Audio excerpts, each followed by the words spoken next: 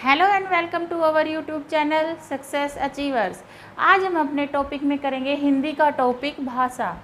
ठीक है, हम आज सब्जेक्ट लेंगे अपना हिंदी और हिंदी का फर्स्ट टॉपिक है हमारा क्या है, भाषा। ठीक है, भाषा आप सभी को पता है क्या है, लैंग्वेज। भाषा को हम बोलेंगे लैंग्वेज। ठीक है, अब देखिए भाषा क्या होती है, भाषा किससे बनी है, किस धातु से बनी है। तो देखिए भाषा बनी है भास धातु से। किस धातु से? भास धातु से बनी है। और भास का अर्थ होता है बोलना। ठीक है, तो भाषा क्या क्या अर्थ हो गया, बोलना। ठीक है, भाषा क्या होती है, अभिव्यक्ति का माध्यम होती है। यानी कि जब हम अपने विचारों भावों को एक दूसरे के सामने प्रकट करते हैं तो क्या होती है, वो भाषा होती है। भाषा को हम या तो बोलकर प्रकट करते हैं या लिखकर प्रकट करते हैं। तो भाषा की डेफिनेशन क्या हो जाएगी हमारे पास, भाषा क्या हो जाएगी, भाषा वह जब हम अपने विचारों या भावों को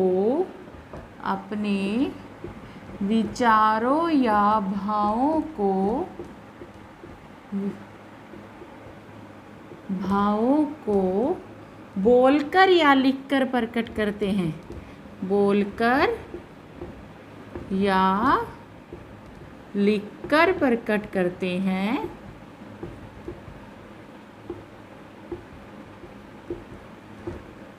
तो वह भाषा कहलाती है। क्या कहलाती है?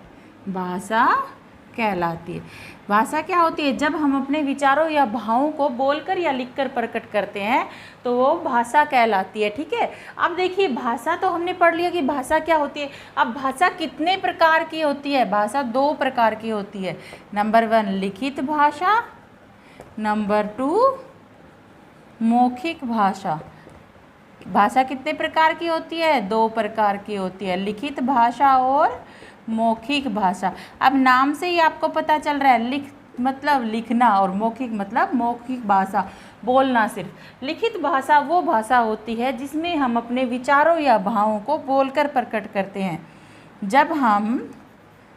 लिखकर प्रकट करते हैं। जब हम अपने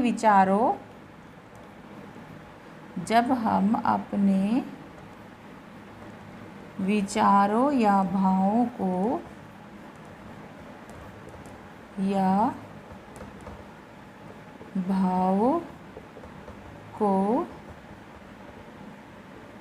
लिखकर प्रकट करते हैं। क्या करते हैं? लिखकर प्रकट करते हैं।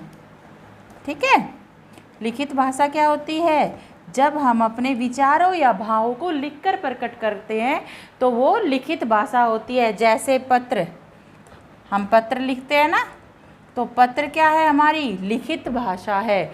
ठीक है, अब आता है मौखिक भाषा, जब हम अपने विचारों को सिर्फ बोलकर प्रकट करें। ठीक है, जब हम अपने विचारों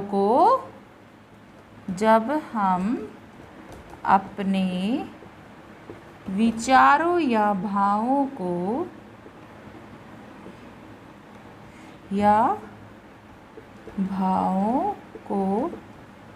बोलकर प्रकट करें तो वो कौन सी भाषा होती है? मौखिक भाषा।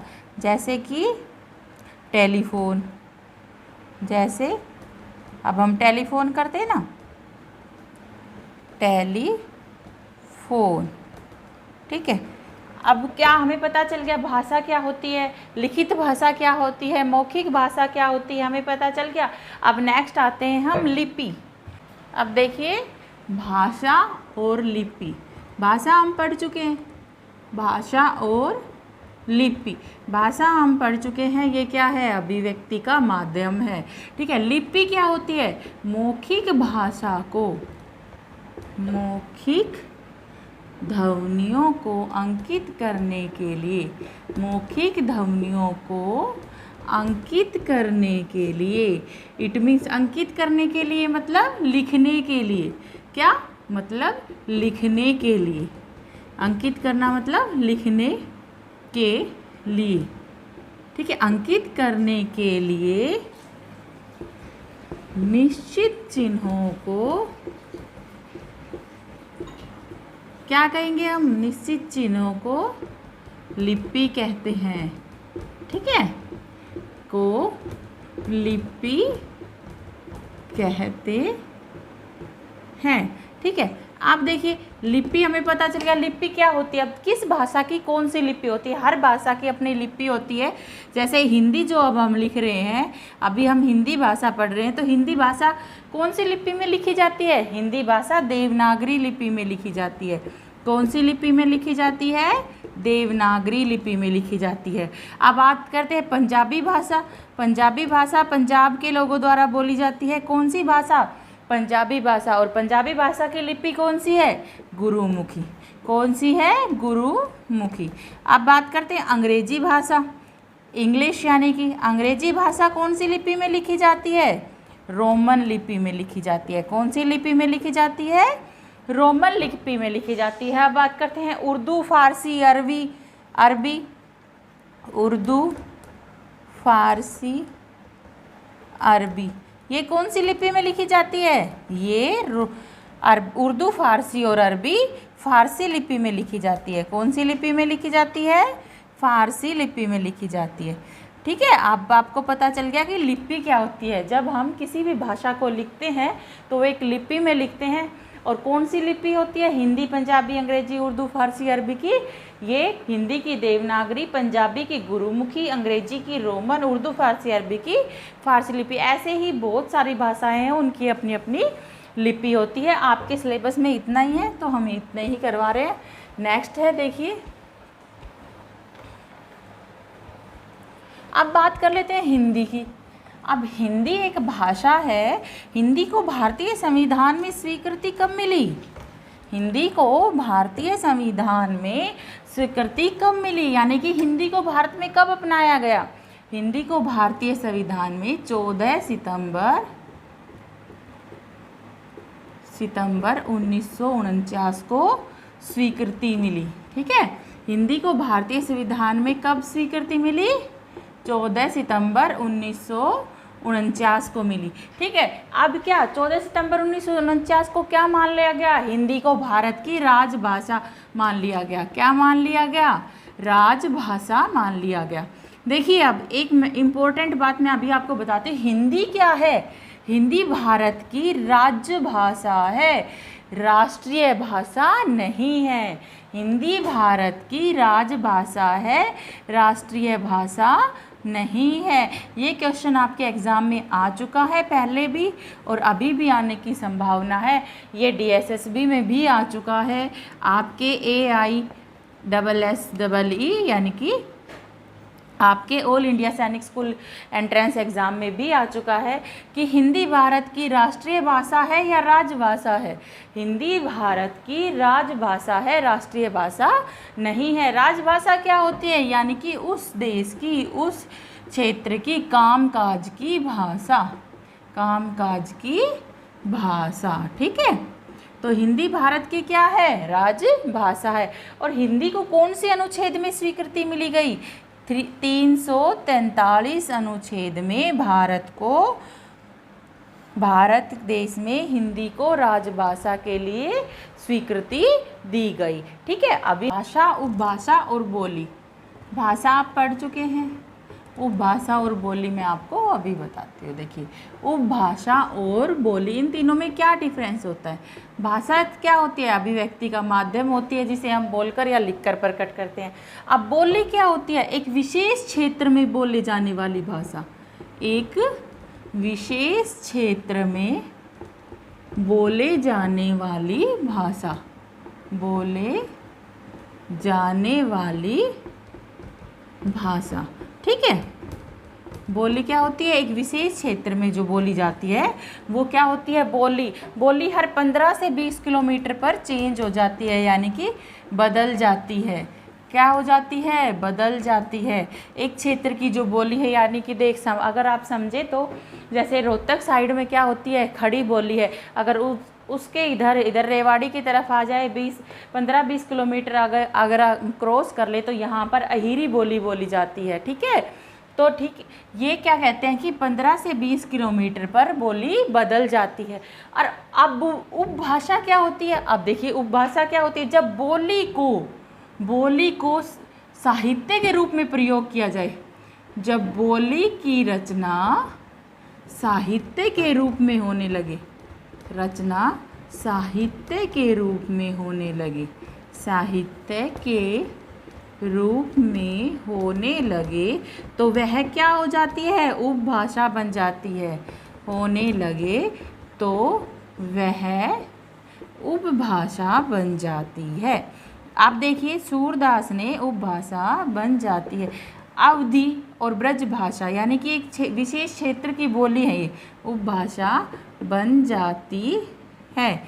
अवधी है, ब्रज भाषा है,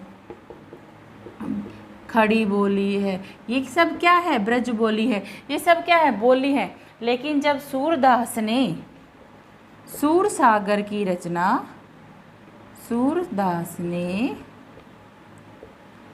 सूरसागर की रचना ब्रज भाषा में की रचना ब्रज भाषा में की तो वह ब्रज भाषा बन गई। यानी कि सूरदास ने सूरसागर की रचना कौन सी भाषा में की? ब्रज भाषा बन गई। जो ब्रज बोली थी अवध के क्षेत्र की अवधी बोली थी, ब्रज के क्षेत्र की ब्रज बोली थी, तो वो अब क्या बन गई? ब्रज भाषा बन गई। ठीक है, रचना ब्रज भाषा में की। अब दास जी थे, तुलसीदास ने रामचरितमानस की रचना अवधी में की। रामचरितमानस की रचना अवधी में की। किस में की? अवधी में की। तो वो अवधी भाषा बन गई। ठीक है, अवधी भाषा बन गई, अवधी में की। वो नहीं तो क्या थी? अवध क्षेत्र की बोली थी। अवध क्षेत्र की बोली अवधी, ब्रज क्षेत्र की बोली ब्रज। ठीक है, तो ऐसे ही ये अवध क्षेत्र की बोली थी, लेकिन तुलसीदास ने जब रामचरितमानस की रचना अवधी में की तो वो क्या बन गई? अवधी भाषा बन गई, उपभाषा बन गई। भाषा क्या होगी? मानक भाषा। मानक भाषा क्या होती है? शुद्ध, आदर्श, यानी कि परिनिष्ठित। जो भाषा शुद्ध हो, आदर्श हो, वो क्या होती है? मानक भाषा होती है। करते हैं मानक भाषा वह शब्द भाषा होती है जो किसी राष्ट्र या राज्य के द्वारा, मानक भाषा क्या होती है? जो किसी राष्ट्र, राज्य या समाज के द्वारा, या हमारा आ गया राष्ट्र, राज्य या समाज के द्वारा वहाँ के सभ्य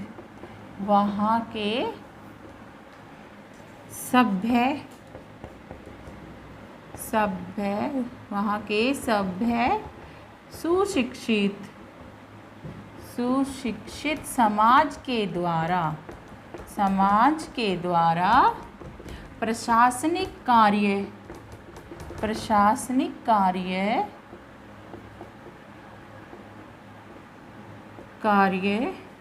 व्यापारिक कार्य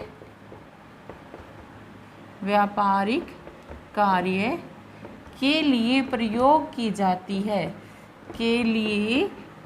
की जाती है, वो क्या होती है? मानक भाषा कहलाती है। ठीक है, अब देखिए, यानी कि मानक भाषा क्या हो गई हमारी? जो सभ्य समाज के द्वारा प्रशासनिक कार्य, व्यापारिक कार्य, सामूहिक कार्य के लिए यूज की जाती है। यानी कि मानक भाषा क्या हो गई?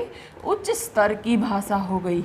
ठीक है, कौन से स्तर की? उच्च स्तर की भाषा हो गई, जिनको हमारे राष्ट्र में, राज्य में, समाज में प्रशासनिक कार्य और उच्च स्तर के कार्यों में प्रयोग किया जाता है। वो क्या होती है? मानक भाषा होती है।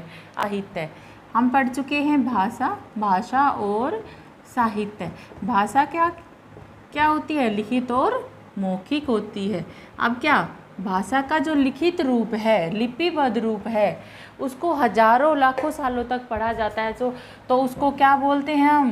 साहित्य बोलते हैं। यानी कि संचित ज्ञान को ही क्या बोला जाएगा? संचित ज्ञान को साहित्य कहते हैं। क्या कहते हैं? साहित्य कहते हैं। जो लिपिबद्ध किया गया ज्ञान है, जिसको हजारों लाखों साल पढ़ा जाता है, वो हमारा क्या कहलाता है? साहित्य कहलाता है। अब देखिए, साहित्य गद्य या पद हो सकता है, गद्य या पद। अब गद्य और पद क्या होते हैं ये देखना है हमें। गद्य और पद क्या होता है? जब साहित्यकार तुकबंदी के नियमों से अलग होकर रचना करता है तो वो क्या होता है? गद्य। जब साहित्यकार तुकबंदी के नियमों से पृथक होकर, तुकबंदी के नियमों से पृथक होकर, पृथक होना मतलब अलग होना, नियमों से पृथक होकर साहित्य की रचना करता है, साहित्य की रचना करता है, तो वो क्या कहलाता है? गद्य कहलाता है। रचना करता है तो वह गद्य कहलाता है, गद्य कहलाता है। जैसे कि जीवनी है, संस्मरण है, जैसे जीवनी, संस्मरण, रेखा चित्र आदि। ठीक है। अब देखिए, गद्य क्या होता है? जब साहित्यकार तुकबंदी के नियमों से पृथक होकर साहित्य की रचना करता है तो वह गद्य कहलाता है। ठीक है। अब देखिए, जैसे जीवन, संस्मरण और रेखाचित्र। पद क्या कहते? पद किसे कहते हैं? जब कोई साहित्यकार अपनी बात कविता के रूप में कहता है। किसके रूप में? कविता के रूप में। जब कोई साहित्यकार अपनी बात कविता के रूप में कहता है, बात कविता के रूप में कहता है,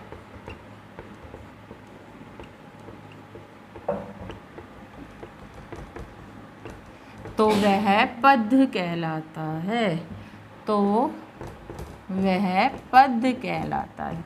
ठीक है। पद कहलाता है। जब कोई साहित्यकार अपनी रचना किस में करे? कविता में करे, तो वो क्या कहलाता है? पद। जैसे दोहे, चौपाई आदि। ठीक है। समझ आया गद्य और पद?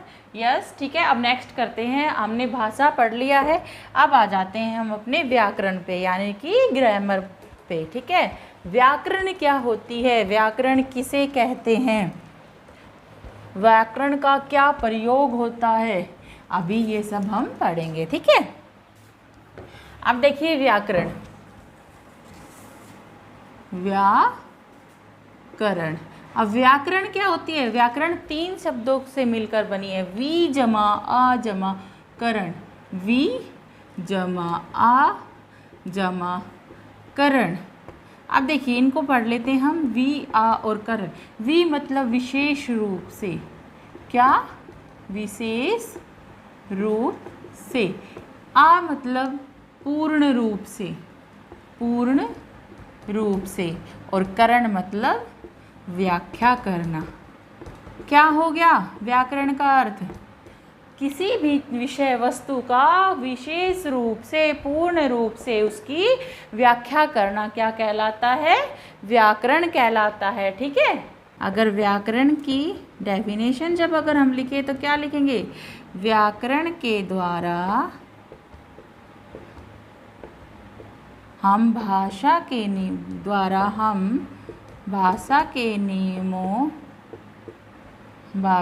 नियमों को शुद्ध पढ़ना लिखना जानते हैं। नियमों को शुद्ध पढ़ना और लिखना सीखते हैं। शुद्ध पढ़ना और लिखना सीखते हैं। ठीक है। पढ़ना और लिखना सीखते हैं। व्याकरण क्या होते हैं? व्याकरण के द्वारा हम भाषा के जो नियम हैं उनको शुद्ध पढ़ना और लिखना सीखते हैं। अब व्याकरण के भाग कितने होते हैं? व्याकरण के भाग, व्याकरण के भाग। व्याकरण के कितने भाग होते हैं? व्याकरण के 3 भाग होते हैं। कितने भाग होते हैं? 3 भाग होते हैं। नंबर 1 वर्ण विचार, नंबर 2 शब्द विचार,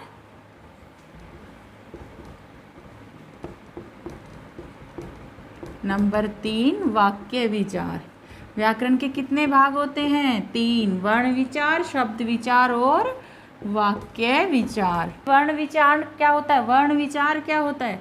वर्ण विचार के द्वारा, व्याकरण के इस भाग के द्वारा हम वर्णों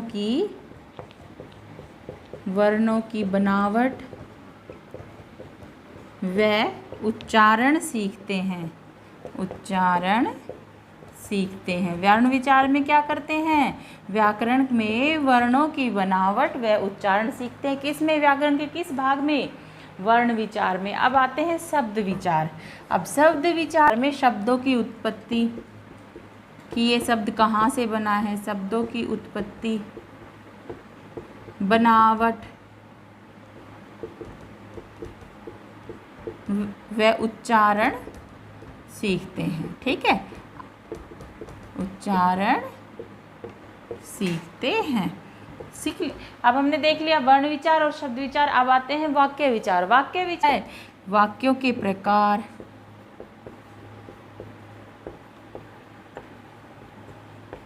रचना,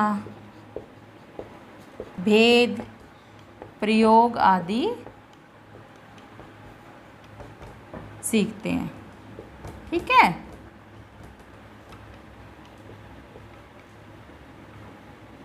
क्या? अब देखिए हमने पढ़ा व्याकरण के भाग। व्याकरण के 3 भाग होते हैं, वर्ण विचार, शब्द विचार और वाक्य विचार। वर्ण विचार जिसमें हम वर्णों की बनावट और उच्चारण सीखते हैं। शब्द विचार जिसमें शब्दों की उत्पत्ति, बनावट और उच्चारण सीखते हैं। वाक्य विचार जिसमें वाक्यों के प्रकार, रचना, भेद, प्रयोग आदि सीखते हैं। अब देखिए आज के लिए सिर्फ इतना ही। मिलते हैं नेक्स्ट वीडियो में। अगर वीडियो मेरी अच्छी लगे आपको तो लाइक, शेयर और सब्सक्राइब कीजिए। ओके, मिलते हैं, बाय बाय।